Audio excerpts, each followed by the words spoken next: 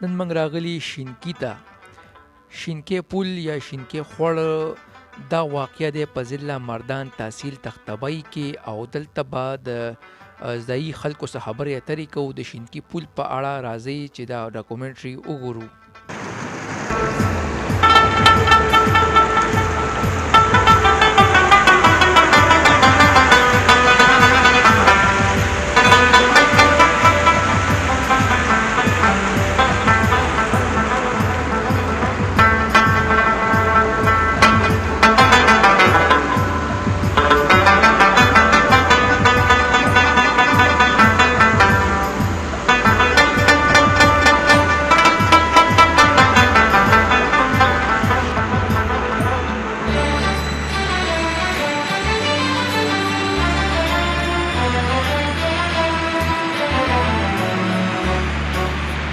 چې د تغبې یو سیاحتي مقام دی.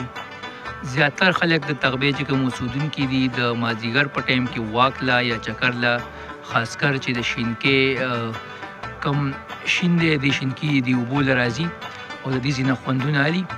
دلته موږ سره شپږ اتم ملګري هم راغلي دي. د هغې څخه به د شینکي په متعلق یو دوه درې خبرې کوو.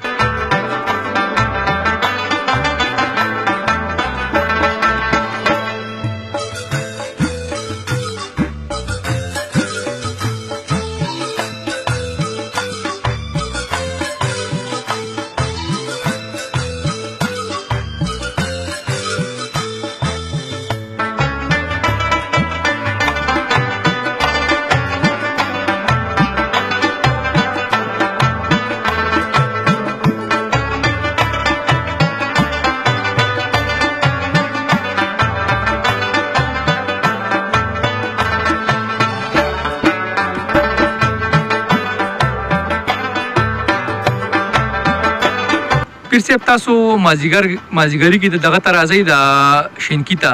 د دې څه اهمیت دی؟ تاسو ولې راځئ؟ څه لپاره راځئ؟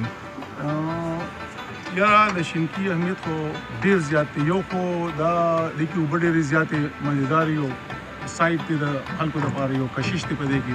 بل دلته ګرینري ډېره زیاته شینکي دی ته پخوا نه په دې وجه باندې دی.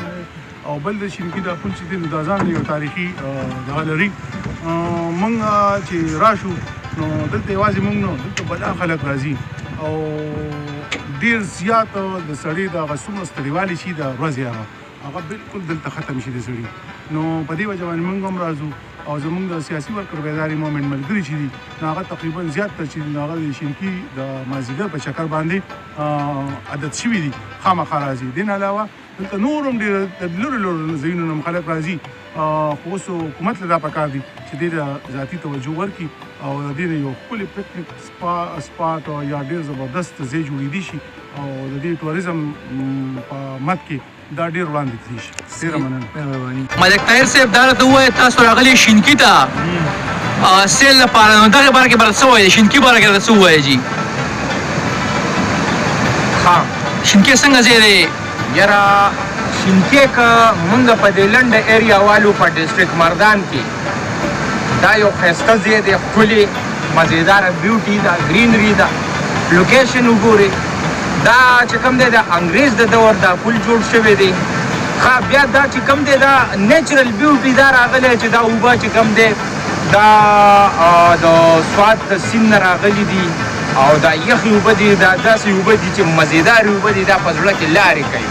صحیح. دا اوبه چې یو سړی اوسکي نو د دې اوبو یو دا خاصیت دی چې کوم تور کس دی نو هغه به سپینی. د دې اوبو یو بله خاصیت دا هم ده چې کم کس مثال په طور لږ داسې په سرمنه کې سپورټیایي، دا هغه چې کوم دی سپورټیا چې کوم دی دا هغه دې کې هغه خپل قدرتي هغه دغه غونډه سکن ډیزیز هغه ختموي. سکن ډیزیز دلته خامخا ډېر داسې پیشنټ راغلي چې هغه دلته ولامبي نو هغه ټیک شي. بل دې کې مزېدار مونږ چې کوم دی خپل اپنی مدد آپ چې کوم دی ما خپله دې ته 1000 میانو تخم چې دی ورویشتی دی. نو انشاءالله تعالی مونږ چې دی نو ټول چې کوم دی لکه مطلب داسې چې دی ما سره پیر رضا افغان صاحب کامریډ دی او دغه شانتې دولت خان صاحب کامریډ دغه شانتې ضیاء الرحمن ډاکټر صاحب او کامریډو دا راغلي دي موږ سره چکر له او چکر خو چې بیا د خوند رنګ او دا پکې نه وي نو بیا مزه هم نه کوي.